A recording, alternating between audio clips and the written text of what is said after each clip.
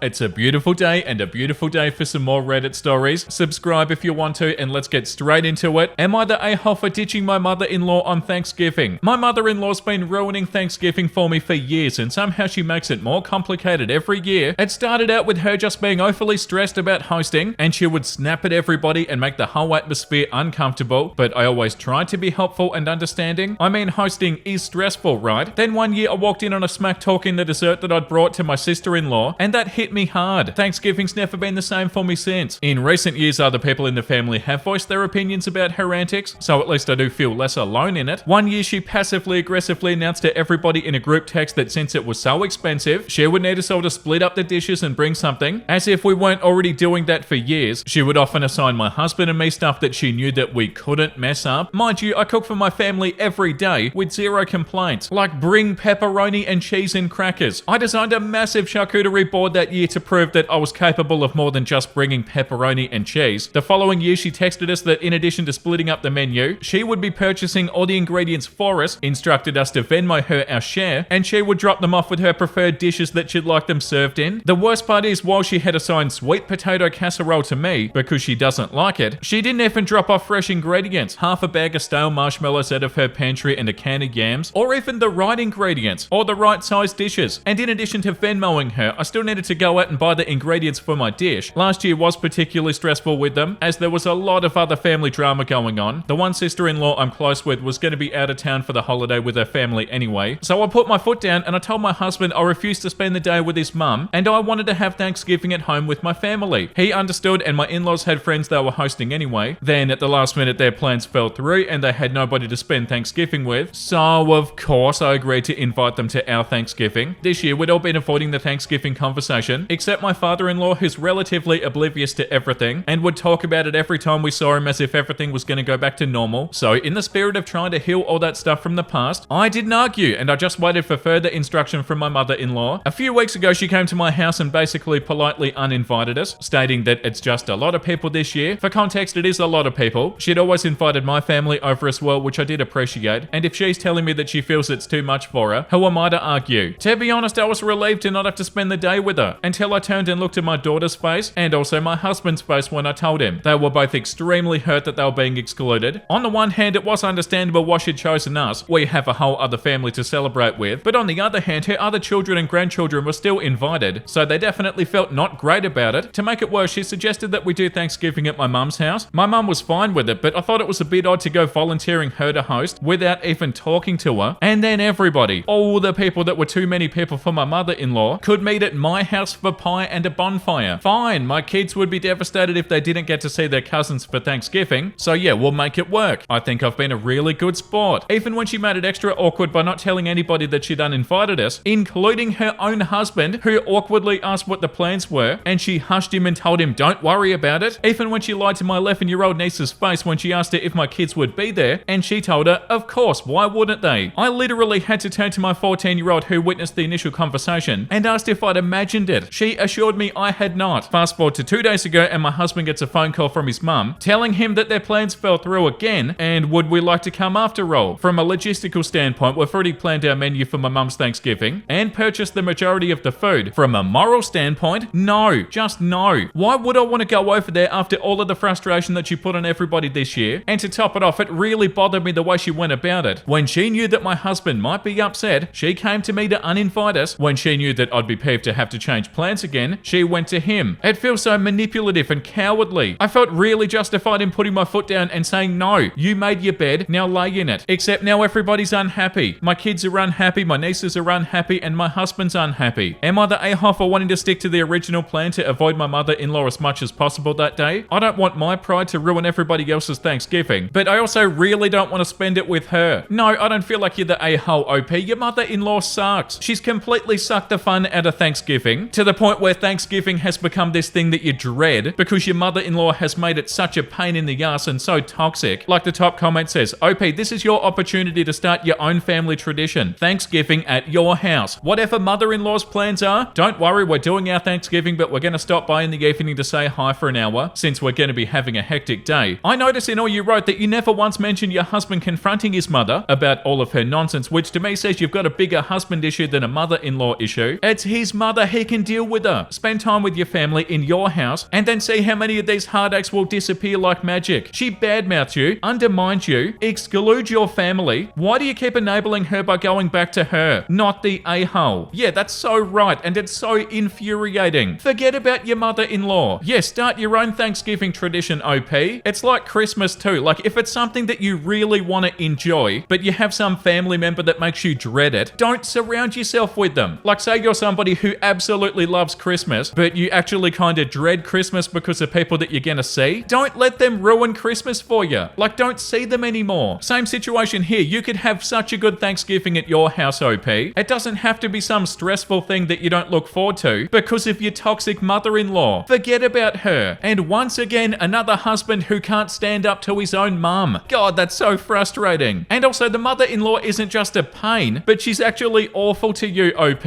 You don't need to feel obligated to do anything for her. Yeah, like this comment says too, do not let that woman take over yours Thanksgiving. This is not okay. She's selfish and disrespectful. You've put up with this for too long, and the more you let it happen, the more she'll think it's okay to walk all over you and your family. Yeah, 1,000,000%. And if your husband starts being difficult about it, OP, that's another issue that you're gonna have to sort out. Hey husband, I'm not gonna let your mum ruin this anymore. No, you're not the a-hole, OP, but you should have probably done this a long time ago. But yeah, don't put up with her crap anymore, OP. Post number 2 is called, am I the a-hole for kicking out the real estate lawyer that my fiance brought to my house? I, female, have been with my fiance Scott for 5 years. I've lost my mum, who was my remaining parent 7 months ago. She left me her house and I became the official owner 3 months ago. This is when Scott proposed to me and we got engaged, although he wanted to wait before we got engaged, but he said that me owning a house made him feel like we were ready to be married. Right, okay. A few days ago, he suggested that I add his name onto the title of the house. Oh, did he now? And he's been persistent about it. He explained that this step was necessary to ensure balance in our relationship and marriage, even though I never made him feel like he's inferior or something. Oh, and I make more money than him, by the way, so I don't get how adding his name onto the house title would change anything. But since he insisted, and since we've been together for a long time and we're engaged now, I decided to do it, but only after we get married. He disagreed and insisted that we get it done before we get married. After a lot of back and forth on this, I told him to drop it and wait until after marriage. Well, yesterday I was surprised to see that he'd brought a real estate lawyer to my house, and not only that, but he said that he'd arranged for the legal process to start now. I was completely shocked because I never agreed to hire a lawyer, let alone bring him to the house. I immediately asked the lawyer to leave. He tried to speak, but I told him he needed to leave. Scott remained quiet until after the lawyer left. Then he gave me a look and told me that what I did was selfish and disrespectful, not to the lawyer, but to him and what we agreed on. I told him that his pushing made me reconsider the whole thing now. And then he looked at me shocked and hurt and then stormed out. We continued fighting over the phone and he didn't stop talking about how stubborn and selfish I've been. He said he was trying his best to provide a stable living situation for us before we get married, but I was being uncooperative. After that, he completely ignored my calls. Was I in the wrong for what I did? Oh my god. Don't ever add him onto the title of the house, OP.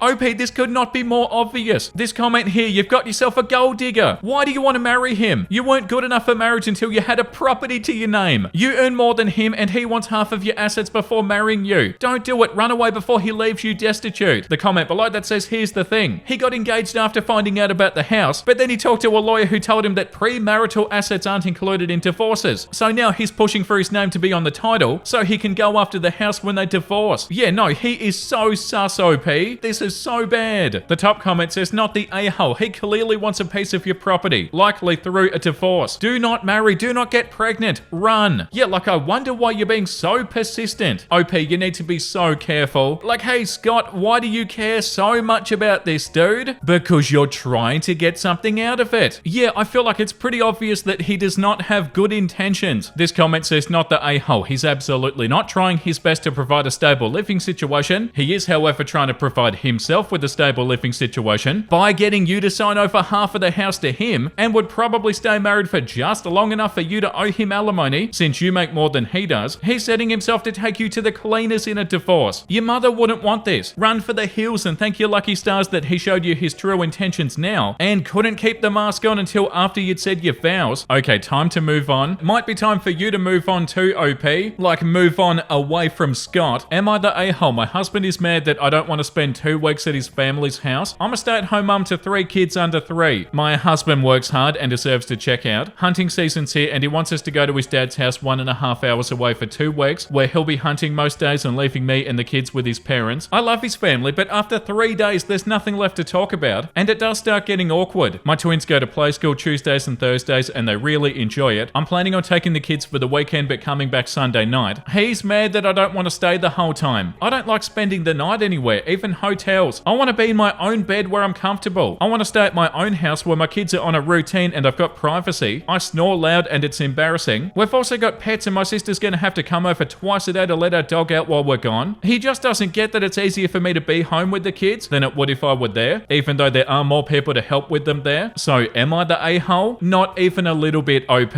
You shouldn't have to stay anywhere for 2 weeks if you don't want to. No, I completely get that, and I don't have kids. Like, you'd be fine to not want to even if you didn't have kids, but you've got 3 kids that are under 3 years old. Yeah, of course you don't want to do that. And your husband said that he'll be out hunting the whole time. Does he realize it's not going to be a lot of fun for you? No, you're not the a-hole. The top comment says, people who are not in the trenches with day-to-day childcare for little ones don't understand what a huge ask this is. Even if you adore the people you're staying with, you don't have what you need, and it makes everything harder. Kids that age thrive on routine, and it's going to be disrupted, so they're going to get all whiny and clingy. And of course, if you and the in-laws aren't completely in sync, you're being generous by supporting him being gone for 2 weeks and by hauling everybody around for a weekend visit. I hope you get to check out occasionally as well, but definitely not the a-hole for declining the request. Yeah, that's right, your husband is going hunting for 2 weeks while you're looking after the kids. Yeah, like this comment says, not the a-hole. Explain to husband that he's free to go hunting and to decide what he's gonna do, but he does not get to decide what you're gonna do. You've got 3 children that he won't be taking care of while he's hunting. Since you'll be the person responsible for the children, you will decide where the best place to do so is gonna be. You're not preventing or arguing or hindering him from doing what he wants, and you expect the same respect from him. You're the only person to decide how long you'll stay at his parents', and it's not his decision to make. Yeah, that's such a good comment. Bro, this is not up to you. And like that comment said, you're not stopping him from going. You just don't want to be there for 2 weeks, and that's completely fine. The next one says, am I the a-hole for telling my boyfriend's aunt that I could call the cops on her after she stole my Coachella ticket? I've been with my boyfriend for 6 years, and I've known his aunt during those years. We were actually pretty close. She now lives with his parents because she cheated on her husband. The new boyfriend now lives there too. We moved out to an apartment, but we still get our items shipped to our parents since our place is sketchy. I bought Coachella tickets and it was sent to his house. Well, 2 weeks before Coachella, the person I was going to go to Coachella with got COVID, so we decided to sell our tickets. The only problem is my ticket never came. We kept on asking everybody who lived at the house for weeks if they had seen the package, to which they said no. We searched the living room and the kitchen, but nothing came up. A month prior to this, his aunt had told his mum that she was selling Coachella tickets that her boyfriend had gotten from his niece. It never crossed my mind that this ticket was mine. I was starting to get stressed because the ticket was $600, and I was about to have to drive to the venue to pick up my ticket and go to the concert alone. The day before Coachella, my boyfriend's aunt confesses to her crime. Her boyfriend had stolen my ticket and had been trying to sell it off. His aunt tried to say that she had no idea that it was my ticket because the package had no name. This is a lie. Once I hear about it, I immediately start shaking and sobbing, feeling betrayed and that we stressed out over nothing. Since they probably already sold the ticket, I couldn't even go to Coachella. My boyfriend called his mum to tell her how messed up this is, and his parents agree. She never apologizes, just kept up her lies and excuses. I was so fed up that I said, you know it's illegal to steal other people's mail. I could go to the police about this. This upset his aunt and I felt bad about it. My boyfriend said the right thing to do is for my aunt to send us the $600. We haven't talked about the incident since with them, but I know they talk crap about me to their whole family because that's what they do. When I go to his family parties, I just stay quiet and act friendly. I'm an extremely sensitive person, and what hurt the most about the situation is that somebody so close to me could lie and betray me like that after seeing how stressed me and her nephew was. I feel like the a-hole because I've created a rift between him and his ex-favorite aunt. I still feel guilty. Did I overreact? Did I mess up his relationship with his family? No, you're for sure not the a-hole. Yeah, the top comment, definitely not the a-hole. The aunt owes you $600 and an actual apology. I thought she confessed anyway. Am I missing something? And OP said she never apologized. She confessed, but it was more like she said that it had slipped her mind. She said that she didn't know it was my ticket and played it off as a misunderstanding, but I knew that she was lying because of her past actions. I couldn't get into it, but basically she lies quite a bit and always plays the victim, which is why I brought it up that she cheated, because that definitely helps describe her character. I do feel bad for her in some aspects, and she has always been a great aunt to my boyfriend, which is why I do feel guilty about everything. I felt like I blew it out of proportion. OP does have like a bit of an update sort of comment. Info, thank you to everybody who's commented. I didn't realize how serious the situation was because I've been gaslit by others and myself into thinking thinking that it's not. Number one, this happened in April, so it's been many months. I posted because over the past few months after this situation, his family has been treating us both differently. Number two, I got my money back. His mum ended up paying us and said that the sister will pay her back. I don't know if that's happened, but his mum is basically her mum at this point. We've distanced ourselves from the entire family, some by choice and some not. We still go to big family gatherings, but for Thanksgiving we spend it with my family only. I send all of my packages to my parents' house. No one else lives with them and my parents are great people. I am considering getting a PO box though. I don't want her to have this entitlement, so I'm going to look into mail fraud with USPS. I don't know if it's too late, but it is worth a try. I now agree I should have never felt guilty. I'm working on myself, so thank you for pushing me towards a better way of thinking. The next one says, am I the a-hole for telling my friends that their unhealthy relationship with each other is why they're still single at 40? Throwaway account so I don't get in trouble from my wife. Now, I know it seems bad, but there's a lot of context which may change how you see this issue. So here it goes. Me, 38 male, and my wife, 39 female, have been married for 12 years. We met our friends, let's call Lauren, female 41, and Carly, female 42, about 3 years after we moved to our current city, and 2 years before we got married, known for 14 years. To say that they're close with each other is an understatement. They've lived together ever since we've known them. They love to go out together for drinks and get dinner together about once a week, if not more. They'll get waxes together, set up elaborate birthdays, and even got French bulldogs together. Before anybody says anything, they are straight and they've had boyfriends in the past, though the longest relationship lasted only 1.5 years. We talk daily and we hang out with them a lot as they live close to us, so it's not hard. They're mainly the friends of my wife. I do consider them my friends too, but she met them first, so she will spend time with them without me more than not, and I don't mind. They'll invite us out frequently, even with their other friends as well, and we always have a good time. One issue that we have is occasionally if we can't do something with them or go to hang out with other friends without inviting them, they do get annoyed and they'll even say that we don't want to hang out with them. This will usually blow over pretty fast and we go back to acting like nothing ever happened. They're definitely our closest friends, even standing up in our wedding as bridesmaids. Now, we also have my friend Mark, 38 female. I've known her since grad school and she's my best friend. Unfortunately, she lives about an hour away, so we can only hang out maybe twice a month, if that. I've known her a little bit longer than my wife, but they have become pretty close as well. Mark even helping me plan stuff for my proposal and was at our wedding. Mark has hung out many times with Lauren and Carly. They've gotten along amazing and we all try to do a wine night once a month with some other friends too, and there's never been an issue between them. Once, maybe twice a year, Mark and I do a deep wilderness backpacking trip with some other friends of hers, both guys and girls. My wife doesn't come as it's not her thing, but we have done other trips in the past that my wife has been on. She doesn't have any issues with it at all and has never been jealous of Mark. Currently, our camping group is planning on a 5-day hiking trip in Minnesota and Canada. We've got flights booked and trails mapped and food sorted, bags packed. Mark's spending a night before the trip as we have an early night and I live close to the airport. We have had other friends spend the night before, so that's not an unusual occurrence. We leave this Saturday, but 2 days ago we had over Lauren and Carly for a margarita and taco night. All as usual, we had drinks and played a couple of board games and had dinner. However, Lauren brought up that it was weird how close I was with Mark. I responded by saying I didn't think our relationship was weird. She said that guys and girls shouldn't have that closer relationship if they're only friends. I asked what she meant by that. She said spending 5 days in the woods with your best friend is a little bit weird with friends of the opposite sex. I mentioned that we've done this for years and I don't even do it that often. We aren't the only ones going, and I go on more trips with my wife than I do with Mark. My wife tried to jump in and say that she fully trusted me and has never had any reason to doubt me. Carly hopped in saying just because you trust him doesn't mean it isn't weird. I was getting mad at this point and I was about to say something when Lauren piped up saying, I wouldn't be surprised if something has happened between them in the past. How dare they? I was enraged by this, and this is the part that I might be the a-hole. I said, you two know nothing about a healthy relationship with friends. You two are so codependent, that's why you're still single at 40. They looked all shocked and hurt and then they got up immediately and they left. My wife tried to stop them, but they wouldn't have it. It's been 2 days since the fight and we haven't heard from them. My wife is mad at me for causing this issue, but does understand they took it too far and does agree they are a little bit too close. I leave in 3 days and I don't want to leave my wife alone to deal with this mess, but I have committed to this trip and it would be hard to back out without affecting everybody going. So am I the a-hole? Edit well. I woke up to a lot of notifications. Thank you all for the support. After time to reflect, I still feel like I am right. And while I do appreciate the sentiment, I feel like there's a lot of misogyny that is unjustified. So let me add some stuff that might be important here. While I feel they get jealous of us hanging with each other, that is my opinion, and sometimes that could not be their actual feelings. We've had an amazing 10+ year friendship. While there have been disagreements, there has never been a big fight. My wife and I recently got pregnant after many years of trying. She's only a month along, so I'm not going to miss any important doctor visits, and I will give her my full attention when she needs more physical and emotional support. For those who insinuated that my reaction says I've got something to hide, get over yourself. If you were called out for possible infidelity, you try not to jump back. Lastly, again, we're going as a group. Only 2 of the group are single, and we all do challenging camping like this together. Wow, that is so wild. They came into your house and accused you of cheating in front of your wife. No, that's so messed up. Yeah, like this comment says, you can't sit in my house and accuse me of cheating on my wife and then get mad when I point out that your life is weird as hell in response. Yeah, the audacity. What the hell was the point of them even saying any of that? Yeah, like this comment says, not the a-hole. I can't imagine how angry I'd be if somebody openly tried to sabotage my marriage. That's what they tried to do. They tried to drive a wedge between you and your wife. People need to understand that that is an honest-to-God friendship-ending action. I'd happily cut off anybody who tried to make me doubt my wife for no reason but their own issues. Oh yeah, completely. I would never talk to them again. If I was in OP's shoes, I would never talk to them. Like, hey, that's not what a friend does. Goodbye. Okay, I feel like that's enough for today. We need to read something wholesome. Wow, that sounds stressful. Have you ever tried pushing a bunch of crap off the table? Wow, that's so cute. Have you tried sprinting around for no reason? Have you tried clawing at stuff? Oh yeah, have you tried pushing stuff off a table so it breaks on the floor? Cats are so beautiful, and I feel like they're really good for your mental health. Well, like a lot of pets definitely are. But yeah, to say that these cats make me happy is an understatement. They are so beautiful. Thank you for watching, everybody. I hope you had a wonderful time today. If you did, make sure you let me know down below in the comment section. And the comment of the day goes to Devin and Willow. Keep the peace. What peace? Whose peace? I hate that sentence so much.